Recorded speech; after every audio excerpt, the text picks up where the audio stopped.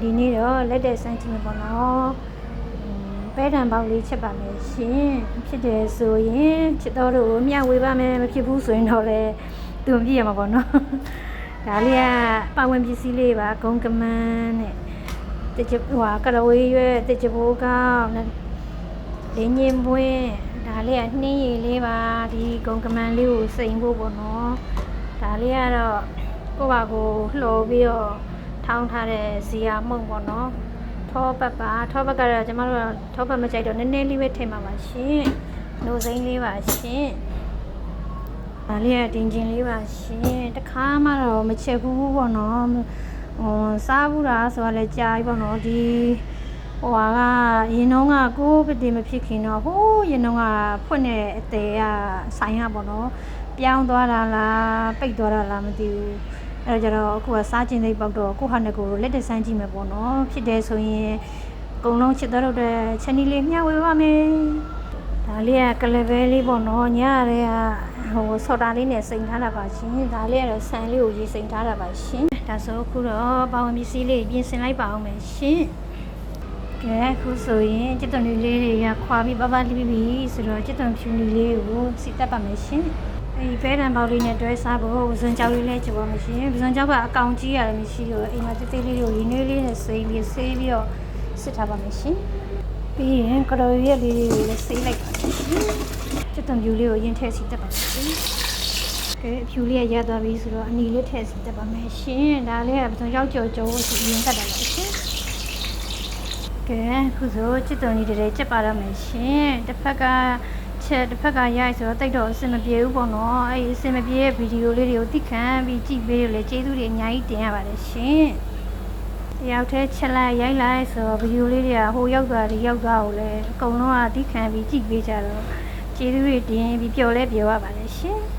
အစတည်းကချစ်သွန်စီတက်ပြီးပြီဆိုတော့ဒါပဲနာပေါက်တဲ့ထည့်ဖို့ချစ်သွန်လေးထည့်စီတယ်ထောပတ်လေးပါတစ်ခါလေးထည့်စီတယ်ထောက်ကရေကတစ်တားလေးထည့်ထားတော့ခဲနေဘယ်လိုထောက်ရမလဲချစ်သွန်လေးကြော်ပြီးပြီဆိုတော့လေးညင်းမွေရဲ့တချို့ခောက်လေးတွေကိုထည့်ပြီးချက်တက်မှာပဲဒီစီလေးတွေကခမင်းနဲ့ကိုထည့်ပြီးတော့ချက်မှာပါရှင်ကရဝေးရလေးလည်းထည့်လိုက်ပါမယ်မဆလာလေးလည်းထည့်ဒါကဒီဘုံမောင်လေးပါအငယ်ကောင်းလေးပါရှင်ပြီးရင်ပကံတစ်လုံးနဲ့ကိုလှည့်ထားလိုက်ပါလေရှင်အိုးကအပူရှိန်နဲ့ဆိုတူးသွားမှာဆိုလို့ပ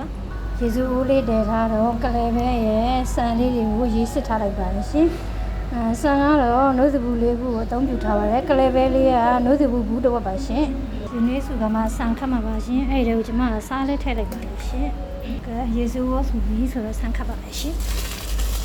ပုံလေးအုပ်ပြီးတယ်ပါမယ်ပွက်လာ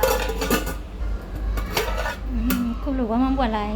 ်ရေတွေစစ်ချလို့ရပါပြီကဲခုဆိုရေစစ်ပြီးသွားပြီပေါ့နော်စကားအစိတ်မရှိတော့ကျဲတာဆိုနှစ်ထပ်ထပ်ထားပါမယ်ရှင်ကဲတစ်ထပ်ချင်းစီပြန်ထည့်ပါမယ်ရှင်ချစ်သွန်ကြော်လေးဖြူဒါသာမုံလေးလည်းဖြူပါလေရှင်အားလေးလည်းတစ်ထပ်ဖြူပါတယ်ခုနရနိုးရဲရောထည့်ထားတာဆိုနည်းနည်းဆိုရပါနှုတ်စိမ့်လေးလည်းထည့်ပါတယ်ရှင်ပြီးရင်ချစ်သွန်ကြော်ထားတဲ့စီရတက်ထားလေးလည်းထည့်ပါတယ်ခုဆိုအားလုံးထည့်လို့ပြီးသွားပြီပေါ့နော်အကုန်လုံးအစားဆုံးရိုင်းလို့အဆင်မပြေပါဘူးရှင်လက်တစ်ဖက်ကထည့်တစ်ဖက်ကရိုက်ကအဆင်မပြေပါဘူးရှင်ပြီးရင်ဖုံးပြီးအပေါ်မီအောင်မီလေးနဲ့နှက်မယ်ရှင်ဒါခုတော့အပေါ်မီအောင်မီနဲ့နှက်ထားလိုက်ပါမယ်နော်အပေါ်မီအောင်မီများရင်တော့တူးသွားမှာပေါ့နော်ကဲရလာပြီနောက်ဆုံးကြရင်တော့ဘယ်လိုရလက်လေးရလာမလားမသိဘူးခုတော့နှက်ထားလိုက်ပါပြီထမင်းဟုတ်လေးနှက်ထားတော့အဲ့ဒီပဲထမင်းလေးနဲ့တွဲစားဖို့ပစွန်ကြောက်လေးကြော်လိုက်ပါဦးရှင်နည်းနည်းမောင်လေးချက်စီလေးပို့လိုက်ပစွန်ကြောက်ကရေနွေးနဲ့စိမ့်ပြီးဆေးထားတာဆိုတော့ငပိစိမ့်သားငပိလေးလည်းထည့်ပါလိမ့်ရှင်ခုလိုငပိလေးကြေပါချက်ပစွန်ကြောက်တွေထည့်လိုက်ပါမယ်ပြီးရင်ရောင်နေမောင်လေးခတ်ပါမယ်ပစွန်ကြောက်လေးနည်းနည်းကျွတ်လိုက်အချမ်းမောင်လေးထည့်လိုက်ပါရှင်နည်းနည်းပဲထည့်ပါလိမ့်ရှင်စမ်းမကြောက်ခုလိုမီးလေးပိတ်ပြီးပါပြီဒီမှာကျွတ်သွန်ကြော်ကြီးထည့်ပါလိမ့်ရှင်ဒီလိုမျိုးလေးထည့်မှွေထားပြီးတော့အေးသွားပြီဆိုကျွတ်သွန်လေးတွေချစ်ချစ်မမွားလေးတွေပါရှင်နည်းနည်းလေးပေါ့နေတော့စက်သားမောင်လေးခတ်လိုက်ပါလိမ့်ရှင်စားမလို့ပါဘူးရှင်ကျမငပိလေးနည်းနည်းထည့်ထားတာဆိုတော့ပေါ့လေးကိုကြော်တာပေါ့နော်လို့လေးချင်တယ်ဆိုတော့စားရနည်းနည်းလေးတော့ထည့်လို့ရတယ်ပေါ့စားချင်တာဆိုပြီးတော့စားမထည့်တော့ပါဘူးရှင်အဲ့တော့ပစွန်ကြောက်လေးကြော်ပြီးပြီဆိုတော့အဲ့ပဲတံပေါက်လေးနဲ့တွဲစားဖို့ပဲလေးချက်လိုက်ပါမယ်ဒီပဲလေးကဆိုတော့ပဲပြုတ်လေးပါရှင်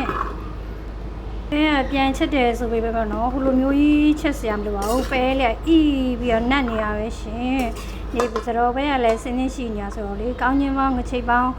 ပဲပြုတ်ရောင်းနေမာကြီးကဒီနေ့လက်ဆောင်ပေးတာဆိုတော့ပဲရဝဲစရာမလိုဘူးပေါ့နော်အဲ့ဒါလေးကိုရင်နွေးလေးရဲ့